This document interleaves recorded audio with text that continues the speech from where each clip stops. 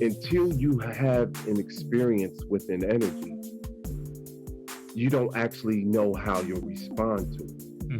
And in the same way, you know those energies with, for instance, hate or jealousy or fear. You know those the same way you know what love is. And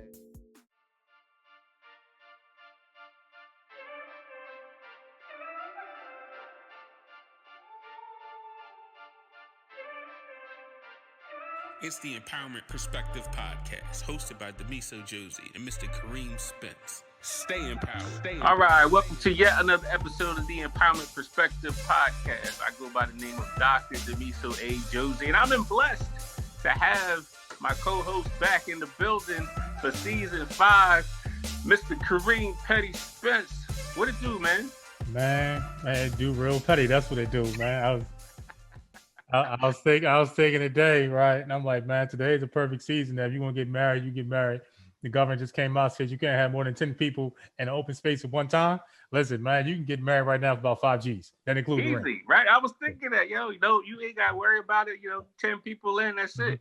You know what I'm saying? And that includes you, your bride, best man, best woman, priest. Yeah, that's 5 right there. That's $200 a plate. You could ball out right now. Everybody gets champagne. Everybody gets champagne. Somebody's feelings getting hurt.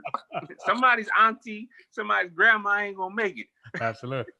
On the list. It makes that guest list real special. I'll tell you that right there. But you have the perfect excuse. You can say, listen, grandmama or big mama, I can't invite you because you're a high risk. Like, you can't come. I'm sorry. Like, governor said you can't come. You blame everything on Governor Murphy right now and get away with it.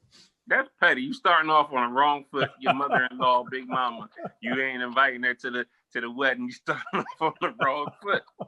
And it's close to Thanksgiving too. You definitely ain't getting no cornbread. Listen, hey, man, big mama, she's high risk. I'm sorry, big mama. I can't afford you getting sick right now. You got to stay home. That's awesome. I'm glad to see that you the same petty person that you have always been, keeping it real. I respect that. But how are you doing right now? What's going on? The numbers are going up. Unfortunately, we're in New Jersey. We're in education. Things is getting out of control, man. How you holding up? I'm good because the gyms are back open, so I'm good. And I seen a report today, like in Philadelphia, they're supposed to shut down the gyms. I'm like, no, you can shut down everything else, but that.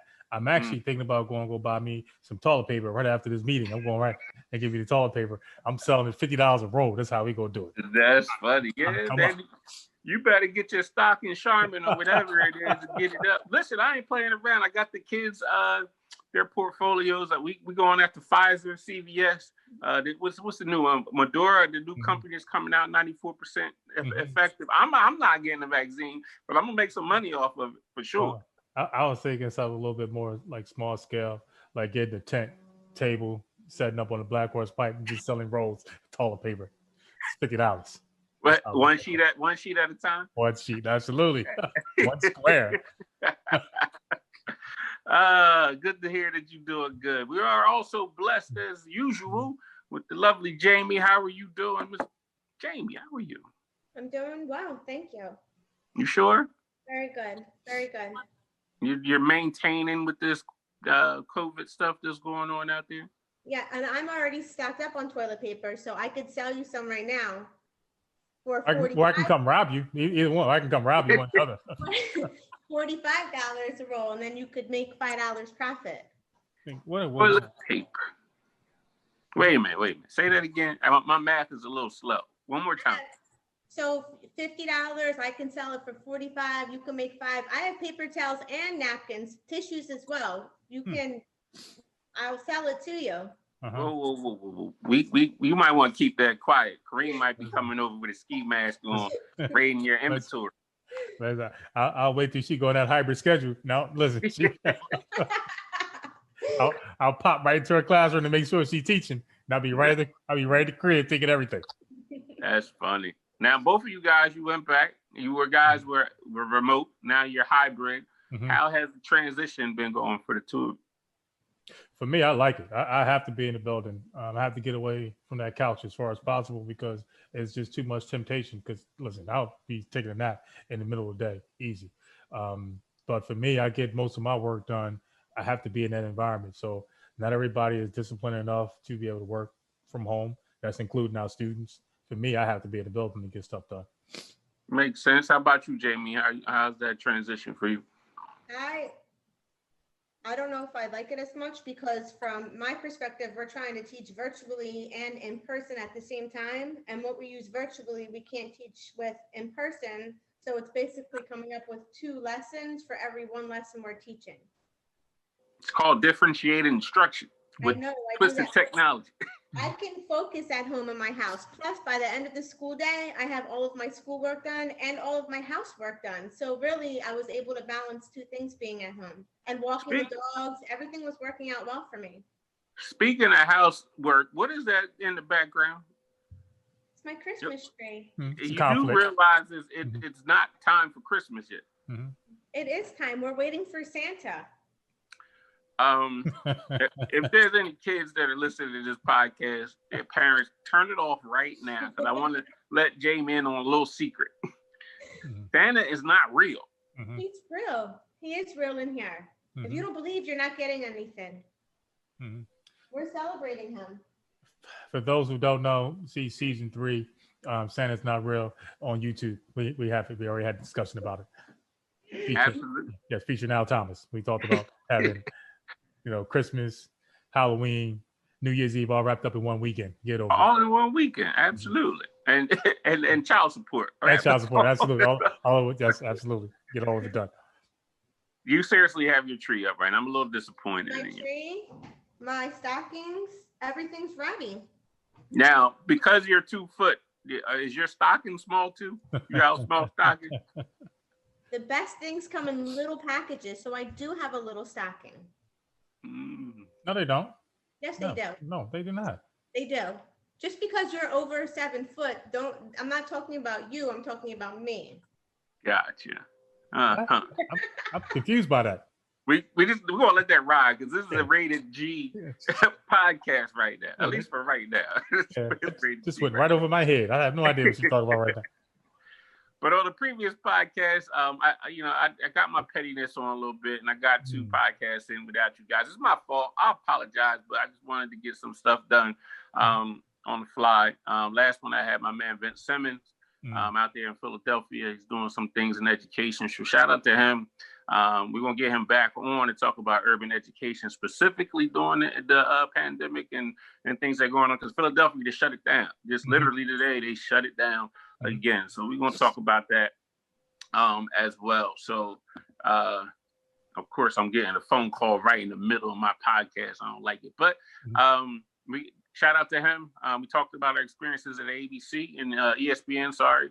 And then also in the basketball world. Before then, we had Dr. Darlene DeHaan talking about English language learners. We had that in brain-based learning as well. So check that podcast out. But today, when it comes to, you ever have a friend like you see every once in a while because of family? They don't go to the same school, but you kind of rock with this person anyway, and it's always a good vibe when you see them. And then when you get older, you realize you run around in the same circles of people, and then you're just like, yo, why didn't we really connect like that a whole lot more? Our paths cross so much. It's a blessing to have this brother on today. So when you talk about somebody who's multi-talented, he's definitely got some bars when it comes to the poetry game for sure. I heard him spit some things as far as poetry is concerned. He definitely has his ear to the streets in terms of what's going on in this country. He's a person that operates off of his feelings and his emotions, and he's getting vibes from people, and he's probably one of the few people that hits the nail on the head when it comes to it. Because at first I was like, you can't feel my vibe. You don't know what my energy is. But he got me believing in that. He also got some things going for as far as mental health, physical health. The man is multi-talented. And it's definitely a blessing that we reconnected through some conversations that Kareem, you was on too. In light of the George Floyd situation, kind of sparked some conversations. And it's just only right to have him on the podcast. I got a little petty because he was on somebody else's podcast first. So I was like, you know what? I got to get him on here to even the playing field. So my brother, man, you're Real Riley. How you doing, King? You good? Peace. Thank you so much. That was wonderful, King. Thank you. Peace, King. Peace to everyone out there. You as well, Kareem. We always got those good vibes. Mm-hmm. Always. Mm-hmm. And that's one of the messages I'll try to convey to people is that until you have an experience with an energy, you don't actually know how you'll respond to it. Mm-hmm. And in the same way you know those energies, with for instance, hate or jealousy or fear, you know those the same way you know what love is. And if you don't experience those energies, you'll never know how to deal with them. And so a lot of things which you were talking about earlier, as a species, we're supposed to evolve. We have to accept what is true and what isn't true. Mm-hmm. And when you accept those things, you can move forward. For instance, we're talking about Christmas, and you know, I just didn't have the experience of celebrating any of those because I was told always from the beginning that we don't believe in that stuff. That stuff is whatever for whatever reason, but it was in our religion as a Jehovah's Witness, you know, that you didn't believe it. So I never felt innately that my parents were lying to me about anything, you know, just because I didn't have that experience with something simple like that. Mm-hmm. Now, do you find that because you didn't have that particular experience, that it was difficult for you to relate to those that did have those particular experiences, especially when we get around about this time of the year and you see the energy and the excitement as we get closer and closer to the day? Wow. No, it was actually the total opposite. I didn't judge. And the same thing with health and fitness. You know, I've been in the fitness world forever, you know, working with athletes all over. And I never went out and looked at people like, oh, they're fat. Oh, they're overweight. Da da da. Never, ever in my mind. It's literally the total opposite. It's literally the total opposite in my mindset. So just because everyone else was standing up and saluting the flag, I'm like, no, I only pledge allegiance to God. I sat there. People remember to this day that I just sat there. And but that didn't make me say, oh, they're bad because they're wearing a cross, or they're bad because it did the total opposite, because what I was learning from that religion was that you're to be like Christ. You're supposed to be accepting and tolerant. Let's talk about go back, because we talked about energy. Express what that feels like. Like I guess go back to the first time that you really recognized that, you know, there's energies that circulate this world, and that you can feel it, and what is that? There's somebody that's trying to they hear it, you know. Even growing up, I've heard it, but it wasn't until I actually felt it that I understood what that meant. So explain that a little bit. All right. So sound is everything. Here's a book written by Ted Andrews, a very, very powerful book. It's called Sacred Sounds, and it says transformation through music and word. But understanding that sound is energy, it's a magnificent thing, because then you want to hone that energy. And so the first time I had it understood probably that things were energy when I was a lot younger, and I would say, wow, if I was a being from the stars looking down on the earth, I wouldn't think, oh, that's a African American man, or that's an indigenous person, or that's a white person. I would think that's a human, that's a earthling. And so it was like, so when if you think we're all one, then the energy that is against that is what we're in now. Hmm. You know, Mhm. the separation, the division. Hmm. And so I think it was that from nature, just realizing like we're actually all one. So if we're not working together as one, then something else is working against Hmm. it.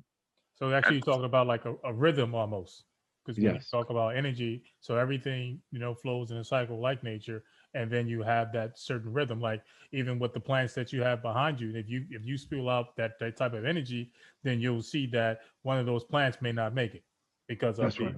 Okay, that's the. I'm sorry, Miso. That's Now it's beautiful, all good. I mean, beautiful. one Well of the said. things, the way that I experienced it is like, you know how you go into certain places Mm-hmm. and you could just feel the energy of the room. Mm-hmm. Mine was a negative experience. It was kind of like, I don't really belong here type Mm, situation. You know what I mean? So then once that negative experience happened, I started paying attention to it a lot in terms of everything that I was moving. Like you get that gut feeling, those butterflies, like just telling you you're not supposed to be doing something, right? So that energy, you feel that energy at that moment. But at the opposite of that, I started learning that there's also positive feelings and energies, Mm-hmm. right, from people, and that you just feel comfortable around. Like it just makes sense for that to happen. So, I completely subscribe to this concept of energy. Mm-hmm. I'm gonna flip the script a little bit and bring Jamie in here because I want to know the energy that you felt for putting that Christmas tree up so early. Like, where did that where did that energy come from? I guess it has to do with me personally and what I'm going through in my life. I needed to find something positive for myself and for my children, and Christmas is also always positive for them as far as me and them are concerned. So I felt Mhm. like by doing it early, we would bring some more positive energy into the house. yes. That's a very powerful statement because there's a lot of times where you go through a lot of things, and just by putting certain objects or certain reminders around you, Mm-hmm. those things that give you energy in a positive way. In my office specifically, I got pictures of my kids all over. Now, 9 times out of 10, when I'm on the phone, it's a negative experience because I deal with discipline and yada yada yada. But I kind of try to counterbalance it with some positive things that I put around me. Mm-hmm.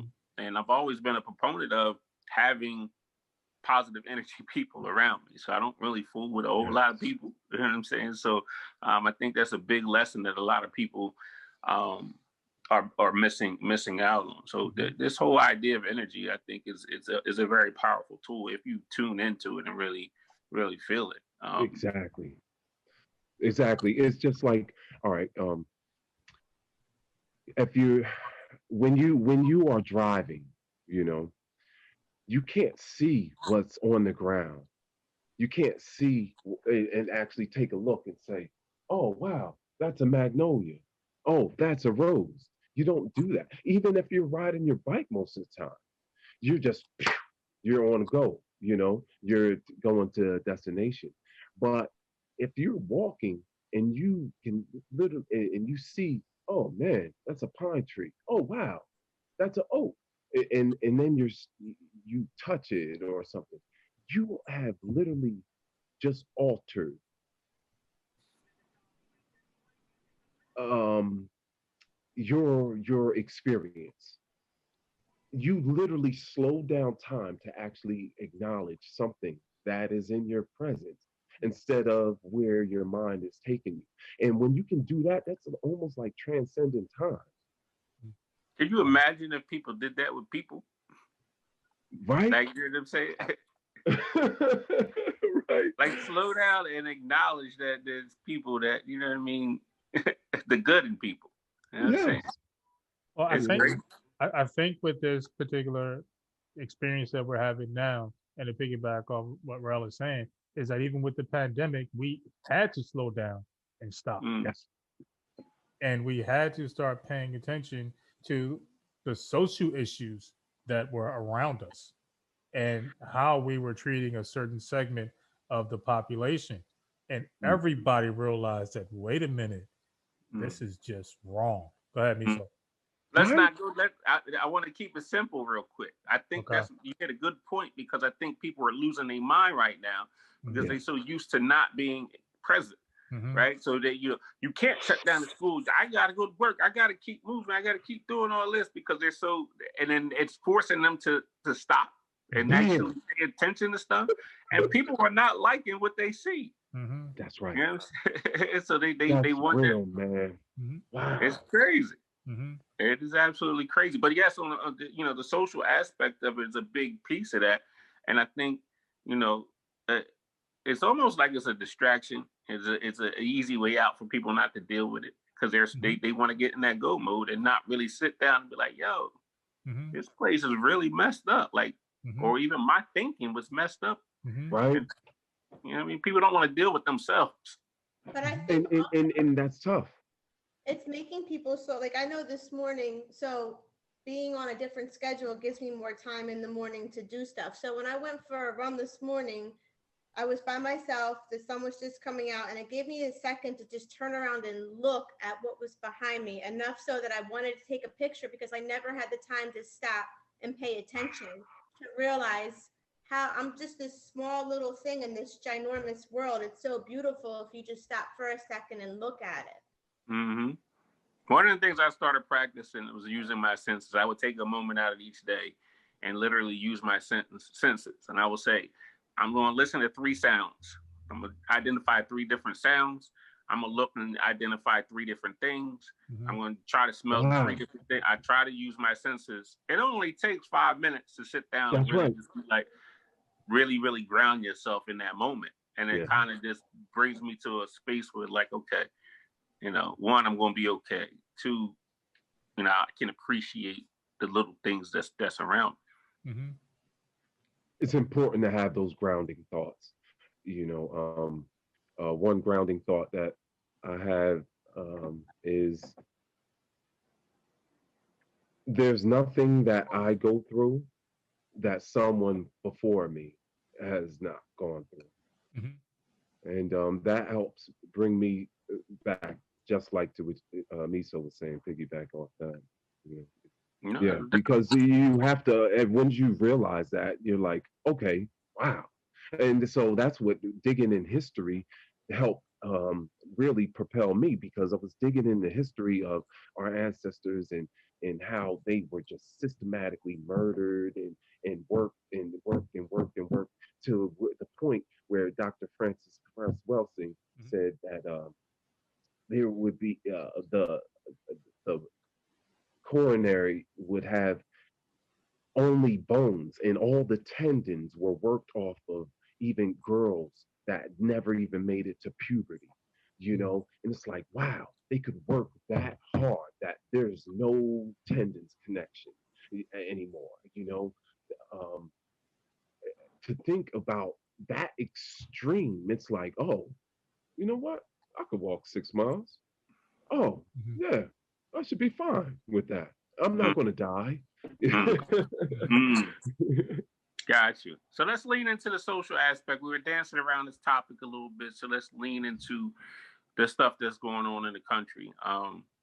Just as an aside, that I mentioned a little bit earlier, that me, Kareem, and Urel connected through a men's group that we kind of got together and had a conversation about what was going on. And I think it was important to have those discussions just as men, as Black and brown men, just to be able to freely express how we felt about the situation, what was going on. And, some of us cried, we laughed, we had, we supported each other. And I think it was a very, very important discussion. Kareem, how did you feel about that experience? I know in the beginning, I was a little hesitant because you're actually talking about allowing yourself to become vulnerable. And when you open yourself up, you are subject to people taking advantage of you, possibly taking your kindness for weakness. So again, we in the climate that we were raised in, as men, we're always taught to hold everything inside and not to show an ounce of weakness, regardless of how bad or how much pain you're in. You better not show it, because if you show it, you best believe somebody's going to take advantage of you and, more importantly, exploit you. So, as I became a little bit more comfortable with the group and being able to share experiences, it was good to see that everyone was willing to trust and have that moment of vulnerability and know that the conversations were going to be like sacred. And it's not that you're going to be, I want to say, being put on blast about some of the things that you felt. So wasn't nobody looking at you as if you was deemed weak, which is totally different from the environment that I grew up in. Because like I said, if they deem you weak, then more than likely the person you wouldn't think was going to punch you in the face is going to be the ones going to punch you in the face now. Soft. That's funny. Yeah. Soft with a capital T. That's what they look at you. Soft. Yes. Oh. I get it. Yeah. You become food at that point. Oh. They definitely going after you. Uriel, what you get out of that experience? Man, that was so uplifting. Just listening to everyone and listening to just other men that have the same experience in America as well as the same background. The main thing that brought us all together is that we understand that we were all athletes, and not just regular athletes, like we all were high level athletes. So I think that was another bonding thing, because society has always put the athletes in our specific situations. They actually have um, given us a little bit of pass, if you will. And so to hear that no matter what that past was, we still felt like we were marginalized. We still felt like we were picked on, and we were held back to excel. And all of you have exceeded what was thought, that beyond, beyond of what that puts us in a win situation. That's a win-win, because we're feeding off it again, that energy from each other who are like minds. And we not only were we just athletes, we were winners in our athletics. I was three sport. You were three sport. Kareem, same thing. I think Kareem, you did wrestling, right? I did baseball, but we didn't do too much winning. We did a whole lot of losing. You was at Kingsway, right? No, I was at Pleasantville High. So Pleasantville. We didn't do. But your basketball team was really good. Yeah, I remember that. Yeah, I wasn't on that team either. But we had a whole lot of losing. It's the setbacks that you have that define your character to make you stronger. That's what they say. That is too funny. But that's a powerful thing, because you have a mind frame that other people don't have. Going into athletes, you've been in the position to be so where you was in the zone.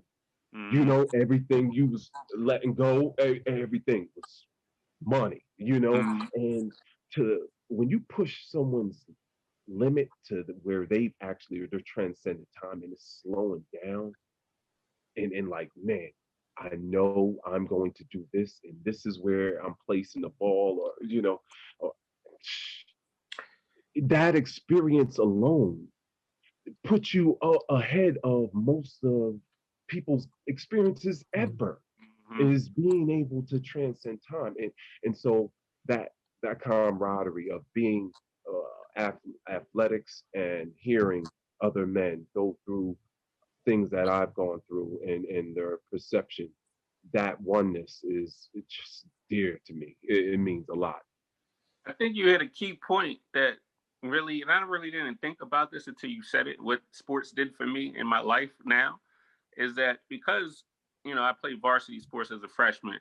When you get in there as a freshman, the game is so fast, right? And then people are so strong and everything's just moving. But if I didn't have that experience and then the game started slowing down, the more I was in the game, the slower the game became. So when I translation that to life, right? That's why I like being uncomfortable, right? So I'll put myself in uncomfortable positions, and at some point the game slows down. And then I can really maneuver and excel. I think a lot of people are afraid of that pace of life, and they'll run from it. They'll do certain other things, and really just understanding that at some point, if you keep working at it, the game is going to slow down. Whatever that game is, it's going to slow down for you, and then you'll be able to see the opportunities. You'll be able to maneuver and do certain things, and then bring other people in and do certain things like that. So I think that lesson that sports taught me, one of the big ones, now that you said it, like, you know, and I'm really starting to think of it as an educational leader. I'm at this point now. When I first got in, my first day as assistant principal, was like, everything was like, yo, I didn't know. Now I'm at the point where it's like, yo, this is like, you know what I mean? It's like senior year now. It's like everything. You know what I'm Wow. That's a powerful thing. Jamie, I want to jump to you because you had a group too. We don't have to really get too specific, but talk about your experiences. You're in a unique situation in terms of society as a white female, and then you're raising Black children. You know, at the end of the day, the world's going to call them African American children. So, talk about that experience and how some of the stuff that you went through. So I am in a unique situation where I can relate to what some of my colleagues were saying in regards to being white professionals that didn't really know how to relate, but I myself have children that are going to be considered Black at the end of the day. So I have to figure out how to balance the two, how to listen to what they're saying, and then also explain to them what that means when you're raising children that are not considered white. So it was interesting to listen to what they were saying. I think that a lot of professionals, a lot of teachers want to help, but weren't comfortable in their own skin enough to know how to help. So it was just getting them to the point where they felt comfortable enough in their own skin to say, listen, this is what we have to do. You know, you can say white, you can say Black. It's okay to say it. You have to get past that in order to be able to help others around you. So it was interesting. Good point. I've always, because we got a lot of educators that follow us, and a lot of them ask me, you know, I don't know how to help, or I don't know how to have that conversation. I don't know how to do, you know, they're uncomfortable with it. They want to, and in their feelings that they want to be there and help. And the key that I always tell educators is that as human beings, we learn off of feelings, right? Our common ground is the fact that we all can feel the same emotions and the same feelings. So if you can relate to an African American or brown student off the base of feelings, you know what anxiety feels like. You know what fear feels like. If you relate that conversation on that level and let them know that, no, you're not going to know their experience. I don't expect you to understand what it feels like to be a Black male if you're not a Black male. I can't expect me to know what a female feels like, 'cause I'm not female. So the conversation shouldn't even get to that point. But I can talk to you about what it feels like. You know what I'm saying? We can relate and start that conversation there. Then the next step is learning and learning about people. I'm fascinated by people. I read every single day about different cultures. Somebody tell me about different cultures, something, I'm in it because I want to know. I don't know what it's like to be Indian, for example, but there's certain things that I can definitely appreciate and love off of that culture. And I just think we've got to start to take those steps. But I think the ground floor is feelings and being able to relate on those levels. Kareem, I see you in deep thought over there. I mean, part of that, because I go back to what Rel had said earlier in the podcast when he said that if you're looking down on this planet, everyone is human. You're not looking to see what or how much melanin somebody has in their skin or don't have in their skin. At the end of the day, you're still considered human. And we all know what it feels like to be marginalized. So when they have these conversations about not knowing how to have conversations, you can start by really just internalizing the feeling of being marginalized, because all of our women have been marginalized. We all know they don't get paid the same amount as men. That's fact. So when you're looking at someone that doesn't look like you, the first thing you can hone in on is that I know what it feels like to be marginalized. So you know what? I'm going to make sure, if nothing else, when he comes in my classroom, he's going to be comfortable. That's facts. Man, that's a beautiful sentiment. I put a quote out on Facebook not too long ago, and said that education should be a garden that allows the opportunity for all the flowers to reach the sky. And I think that is the key here, is that when we're talking about education and we're talking about the social issues that are going on, you may not understand how to, let's say, nurture and water a tulip, for example. Mm-hmm. You know what I'm saying? But you have to give that opportunity, one, for that tulip to at least feel comfortable enough to at least grow in that area, number one. Yeah. And then number two, you can learn a lot by just looking and observing that tulip. I'm using tulip as a metaphor right now. You know what I'm saying? So I look at like my students as, no matter where you come from, you know, whatever your flower is, whether you're a tulip, you're a sunflower, whatever, my job is to give you the soil and the nutrients to be able to grow and to reach your potential. I can't do that if I'm not willing enough to learn about these people and give them space to express themselves and to open myself up to learn. And I think that a lot of teachers are failing because, you know, they have that authoritative, you know, role of, I know best, this is what you want to do, and that's blah, blah, blah. And I think that's where we're falling short in that discussion on social issues. It's not an easy conversation. It's a hard one to have, but it has to be done. I'm scared of school districts right now that are afraid to have the conversation. I'm afraid of the ones that are ignoring it, like, all right, this will go away. Kind of like the coronavirus. The virus ain't going nowhere inside, so we got to deal with it, right? So these conversations need to be dealt with, and these conversations need to be had. Because repetition alone, we know that's the most basic form of brainwashing, or what we call brainwashing, or instilling something, or training, or, you know, conditioning. Is repetition, period. And so, all right, I just want to make this point because we're talking about where we're at now and where we need to go. It goes right back around to what we were talking before, is literally most people have been lied to their whole life. Their whole life. So what you have to do when a foundation is caving in is, the problem is you have to remake the foundation. And that means eliminating the lies. And I know a lot of people don't want to do that, you know, but the most clearest way I can put it is, words can create spells. And that's why you call it spelling. And so what do spells add up to? They add up to rituals. And when you are doing the same thing and looking for a different, you know, if you keep making people, and looking for a different problem each time that's going to arise from you doing the same thing, it's like you're teaching people about materialism and about all this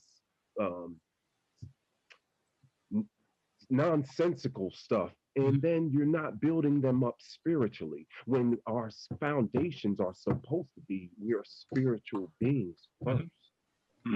And so we have foundations that are all over the place, and it starts with the education and what we're teaching them right from the beginning. If you tell them you are not better than anyone else just because you're melanated, you don't have more brain capacity than anyone else, what shapes you is what you do, and make them responsible for their actions. They're inclined to be a more responsible person when they get older. But since they've been told that the otherwise, then you get a world that looks like this. Jamie, you had something you wanted to chime in on? I do. I just think that what I got out of the group of women that I spoke with is, a lot of teachers had good ideas. A lot of professionals had good ideas, regardless of what their skin color was, but they were afraid to think outside of the box and be the first one to initiate that. So I think it comes back to knowing what your school district is going to allow you to do or accept or want you to do. They're afraid to be the first to do it. Real talk. I don't know. I mean, I don't understand that mentality. Only just because, listen, I'm coming from the hip hop generation, right? And that's my culture, right? And we were so used to not, taking no for an answer. We were so used to fighting the system, right? We fought the very system that was trying to keep us down. So for somebody I expect resistance. It's part of the process. You know what I'm saying? Right. So, you know what I mean? It's not going to be like they're going to open up this red carpet and then you're just going to go ahead and all of a sudden things are going to happen. But you gotta go through pain in order to grow, right? So if you even look at a seed that germinates, and there's a lot of stress and stuff that's on that seed. You got to go through stuff in order for that flower to grow. So you got to go through. You got to have these tough conversations in order for that to happen. I'm not I operate within a system, but at the end of the day, if I gotta get my hand slapped, I get my hand slapped. If I know what I'm doing is right and I truly believe what I'm doing is right and it's for everybody, then yes, you're going to get resistance. The system does not want this to happen because it was designed that way, and there's people that love the system, and it's going to be a fight. To me, that speaks more volumes to how truly do you really want the situation to stop? Like, how really is your heart really into it? I mean, you care about it, Yeah. but is it really into it to a point where you really want change to happen? The only thing I see that has to happen is systematically everything has to change. So that starts with our minds, and we send out thoughts through just the energy, we in the words, communication, nonverbal communication. You send out messages all the time. It's just like when you're in the house, right? And someone may turn on the TV downstairs. Now you don't hear anything that's on the TV, but you can just feel like, oh, TV's on, right? You just feel that electricity. And so for it to really change, it starts with the mind. So what I've begun is I went out on a journey and I've been trying to promote a healing process that's all natural that our ancestors used to use. And that's breathing to the parts of the body, but breathing diaphragmatically, breathing in through the nose and breathing to the diaphragm. And then your assisted stretching or stretching yourself and you breathe to the muscle, you'll get deeper in the stretch. But while you're breathing to that, you'll actually start to clear the mental because you're breathing in through the nose. And so we all need healing, and rebalancing is always a process. If you stand on the scale and then you take off of it and you eat and drink something, you're going to be different. Then you're going to have to rebalance the scale. You're going to be different than before. So it's always a balancing act. But the most important thing is that we be acknowledge and be aware of where our balance is.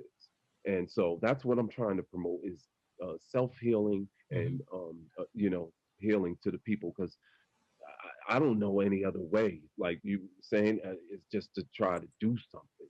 That's all. Got you. I gotta admit that I tried your deep breathing and stretching, and I'm not flexible at all. And I was like, this don't feel good right now. But when I got done the exercise, I did feel better. I'll tell you right now. I was like, wait, I realized how inflexible I am. And it hurt me a little bit. But then I was like, you know what? I feel good after. Yes. Well, because you're releasing everything in those exhales, and that's an important part. If you want to take it a step further and to actually aware, just lay down on the ground and sprawl your arms and feet out and literally just take 13 good deep breaths, and you'll actually feel in your body where I need this at or where it's a little tight at, but you just take your time. And that is for the mind, because it doesn't, like you were talking about earlier, certain things don't take that much time. That takes 5 minutes. but it's just becoming more aware about ourselves. True. Absolutely. I mean, in meditation, I mean that when Rail talks about ancestors and their rituals, that was part of it. Like making sure that meditation time, that is just so important to be able to just take that minute and just be able to clear your mind, and it will help you be able to be rebalanced and refocus. So meditation is clearly important. Now, mindfulness and argument, we have all agreed that mindfulness don't work in argument, right, Jamie? Right, Jamie, don't work, right? Mindfulness works. No, don't listen.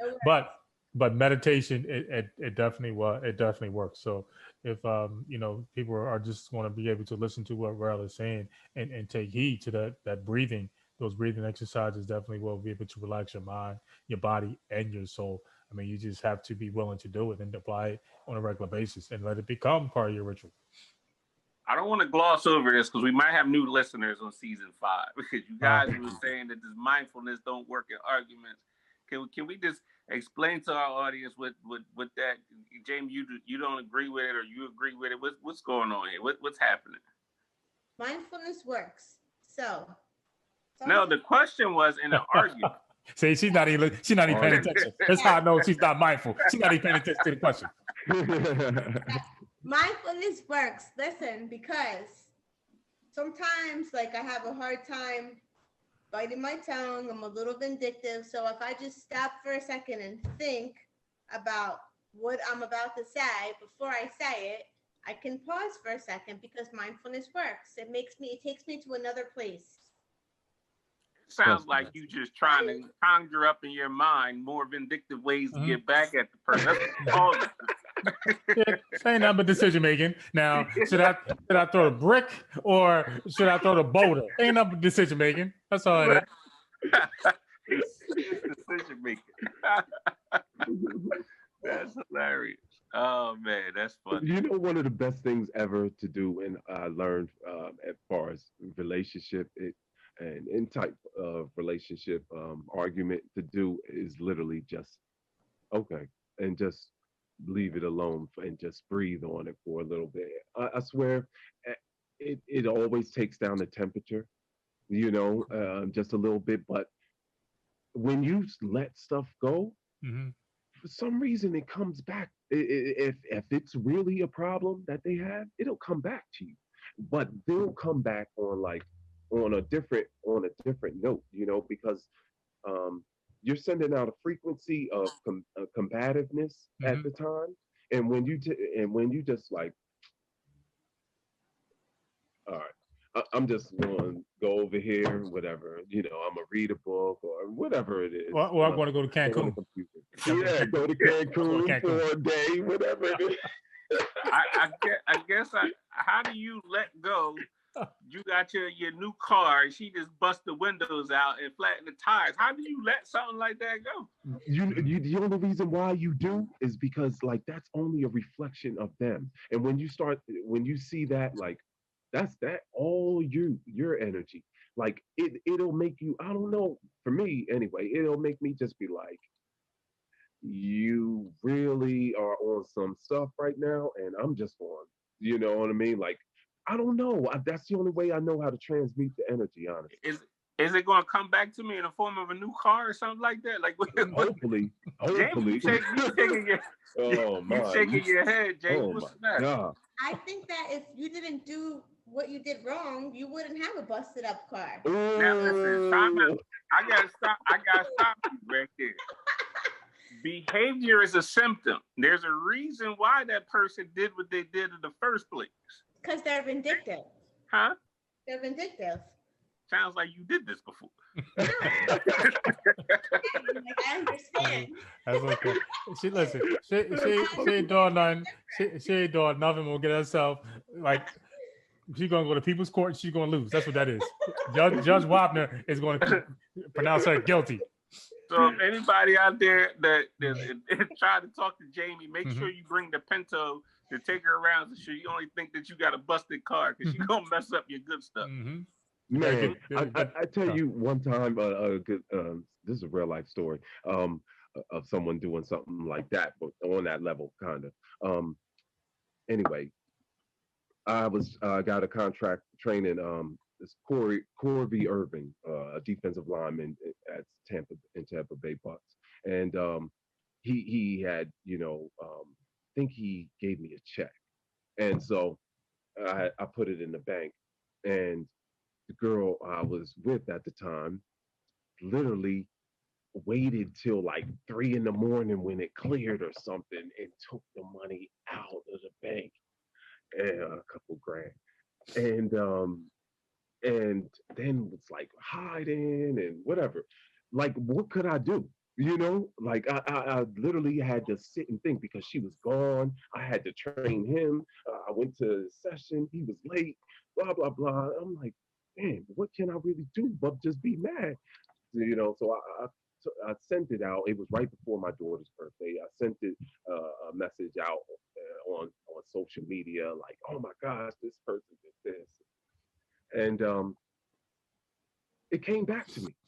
Literally, it started coming back to me like probably like a half a month later. You know, um, she gave me back half the money, and then I don't know. We eventually just worked it out, but I was just like off my shoulders after that. But only if I took that time. If she wasn't running and hiding, I would have probably been like, no.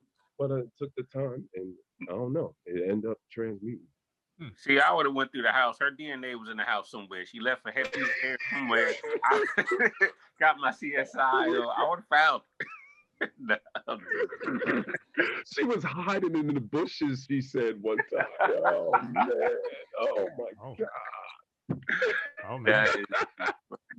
Well, I can only say what the Sugar Hill gang says. You go date a friend. That's what the Sugar Hill. That's too funny. I want to talk about at least how can people get in contact with you in terms of anything fitness or health or mental fitness type thing. If anybody wants to be learn the stuff that you're teaching, like how can people get in contact with you? You can give me a call on one of my numbers. That I think at least two of them are listed, but just really send me an email. I like to read a lot. So send me an email at urelriley@gmail.com. I have all types of different workouts for people, as well as great health tips when it comes to how to burn fat, how to gain muscle, so on and so forth. But the stretching is so key because literally, all right, so you get a cut, right? And what happens? It bleeds. A substance comes out of your hand or wherever, but it's not. It's not water, right? It's a substance that dries and binds up the cut. Okay, and so then a scab comes over, and then that scab falls off, and then your skin goes right back over. It's almost like extraterrestrial, That's incredible. So my theory was if our outside does that, I think our inside does that. And what is the property, the catalyst for that? Oxygen. So if we breathe to our muscles, we're breaking down the muscles when we're working out. If we breathe to them, we actually are repairing them. And so that was, and it's work, man. Cancers, all types of diseases, ataxia, stiff person syndrome. You could go on and on. I've worked with it. HIV, T cells shot up 85% after 2 sessions on HIV positive patients.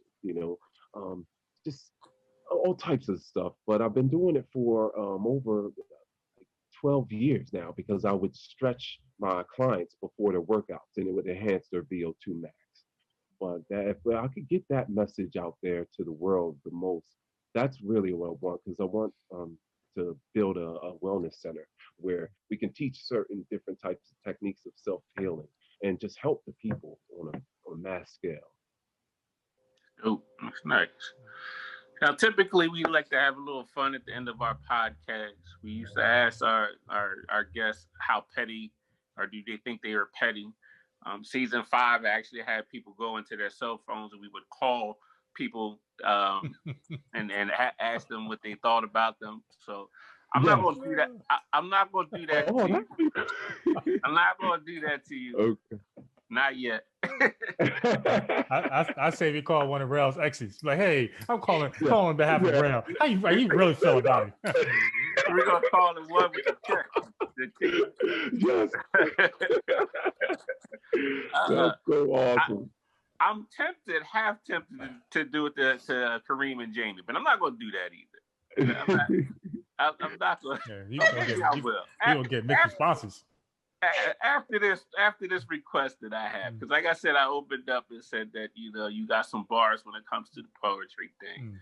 So I saw you do something on somebody else's podcast, so I was like, I gotta ask him if you would share a little something on our podcast. You'd be the first poet on our podcast that wow, that's a blessing. Oh, thank you. Actually, will share something. So if you would like to bless our audience with a little something before I ask Kareem and Jamie to do the phone challenge.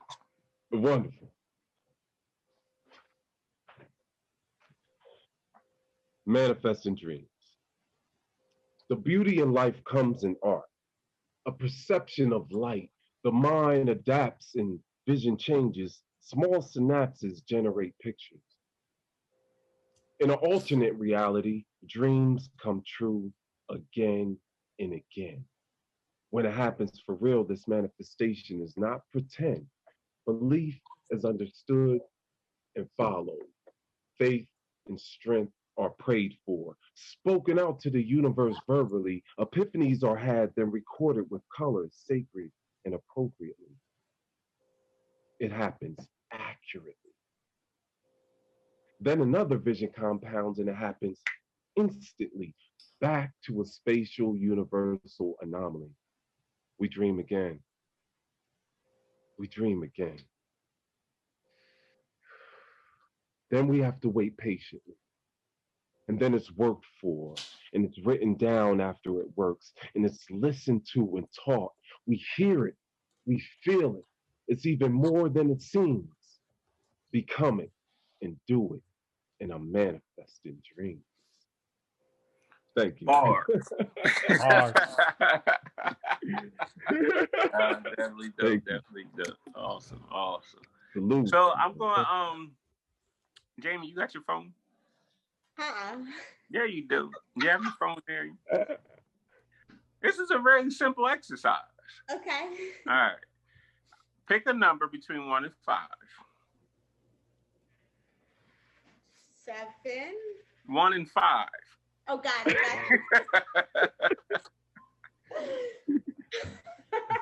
Just a disclaimer. She does not teach my kids. I can say that now. 5. 5. All right. You got to go into your text messages. Right the now? The fifth person that texts you, you have to call them. Put them on speaker. It's you guys. I can't answer the phone because I'm on my phone. So, all right. Go to 4. Go to 4. Right now? Call them, put them on speaker, and I'm going to ask them a very simple question. Okay.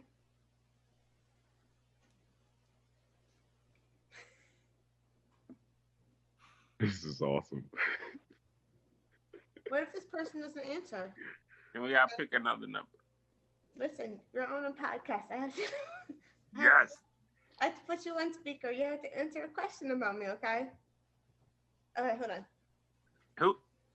This is Jenna. Jenna, how are you doing, Jenna? I am doing wonderful. All right, I got to ask you a very simple question. I hope it's simple. Give me 2 words that will describe Jamie. Oh. Loyal You can. and ambitious. Loyal and ambitious. Nice. That's nice. Thank you very much. I appreciate your time. Thank you for lying to us. I appreciate it. I'm joking. Thank you so much. Now, Mr. Petty, I'm not going to do that to you because who knows who's going to answer your phone. I don't even know what's going to No. That's not fair. That's not fair. Should we make them do it? Yes.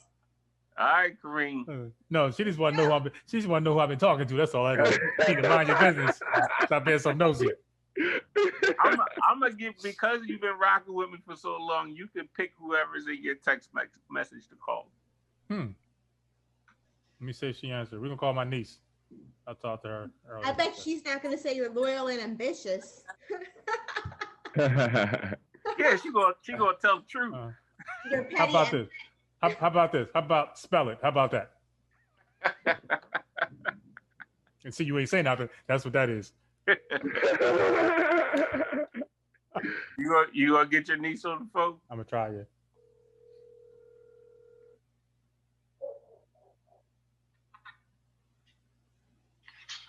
Yanni, can you hear me? How are you? Yanni, can you hear me? Yes. All right, you're on my podcast with my partners. So he's going to ask you a couple of questions. You're live too. It's being recorded. You ready? Yeah, I'm ready. All right. Thank you for blessing us with your presence. I have a very simple question for you. Is Kareem really that petty in real life? Or is he lying that he's not really that petty? Do you really think he's petty? Are you saying petty? Yeah, petty. They want to know whether or not if I'm petty. I'm sorry, your question came out of nowhere, so I usually think about my reply before a question like that is asked, but so the answer is yes. I want to know if he's petty. If he's actually that petty. Yes, and if you can provide, he's very smart and he thinks about a lot of things that he do and how he goes about doing things. I don't consider it pettiness, though. See, this was my favorite niece. She may be my only niece, but it's my favorite niece. All right. Thank you, Yanni. I appreciate it. All right, you too. Bye-bye. That is awesome. So there it is. You're not really petty. That was set up. He had no idea that's what we was doing. That was a lie. Mine was for real. His was not. I don't know. I don't know. How about this? No, hold on, so before we end. How about this? How about if you can get this person live on a podcast? How about that? Right now? Oh. My person? Yeah, go ahead. Yeah, your person. I was getting real here on the Empowerment Perspective podcast. This is a burps. I don't think she called a real person. I think she called like the Santa hotline. That's what that is. Live and in person. They think that you were lying about me. Can you please tell them about me? You got to put her picture. There you go. Hey, listen, Jamie is like probably the most amazing human being. Okay, she's one of the best friends that I have. I can always depend on her and count on her, and she's pretty hardcore. Hardcore. So, how long have you known her? Your best friend, your bestie. How long have I known her? 2 years. 2 years, man. That's not good enough for a resume. I want to know about that. That's too funny. Did she pay you to say this?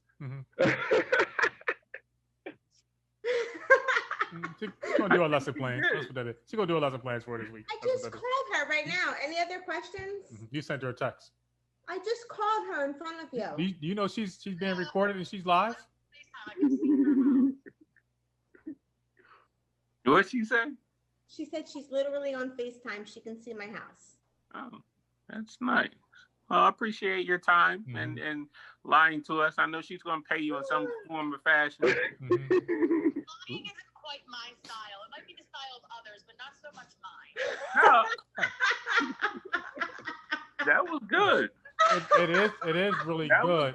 But being as though that I'm a therapist, I already know what it means to look up and to the left. Rel, you know what that life is like. Yep. You know. You know. We thank you so much. Thank you. Yes, sir. For yes, your yes, time. yes, yes. Appreciate it. That was a good one. That was a good one. Awesome. So, Urel, one more time, how can people, what's the email address so they can get contact? Send me Urel Riley, URIEL @gmail.com. Awesome. Well, I definitely appreciate you taking the time out in California to check us out. Shout out to Cali, man. Y'all still repping us. You're our third largest market right now. We got to get those numbers up, though. Trying to get y'all to number 2.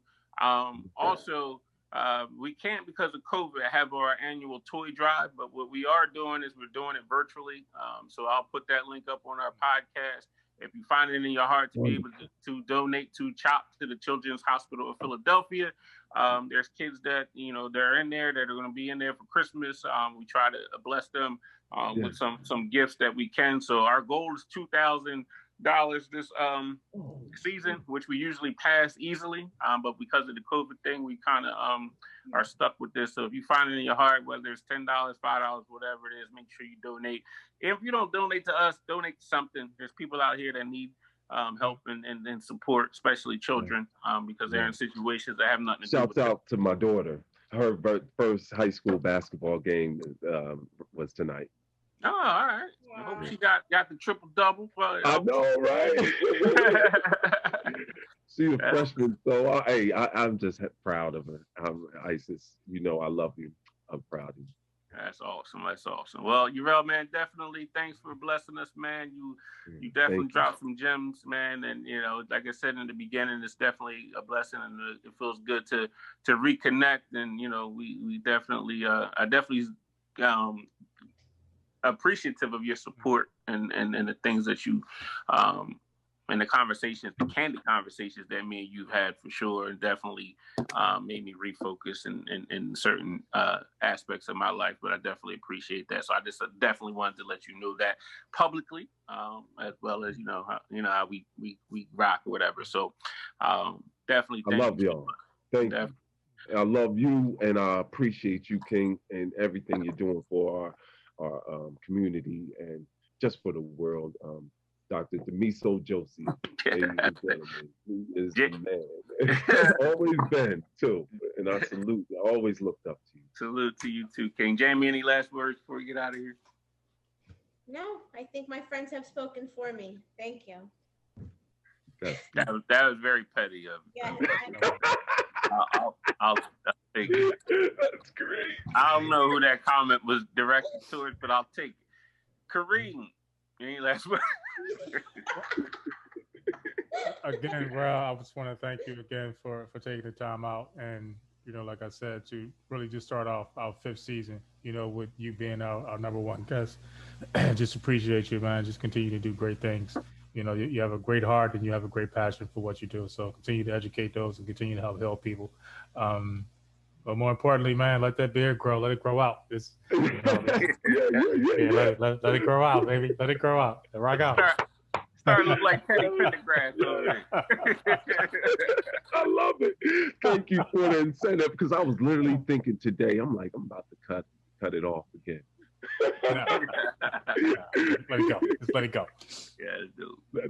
Yeah, definitely. Again, you can check us out, theempowermentperspective.com. We're on Facebook, Twitter, Instagram, Spotify, yada, yada, yada, Apple Tunes, and all that stuff, LinkedIn. But make sure, again, check out our toy drive. It's really, really important to us that we serve our community.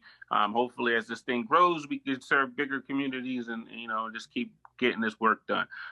We're bringing you this podcast for free. We don't even charge y'all. So at least give a little kickback during the holidays. You know what I mean? So also, we got our hopefully, we're trying to get our turkey drive for those that are local, and blessing a couple of churches out there like we always do. But we'll see what happens with this COVID thing. But make sure y'all taking care of yourselves, masked up, socially distanced. They're saying this is an adult issue, and as an adult, we need to solve it. And just stay safe out there. Until next time, stay empowered.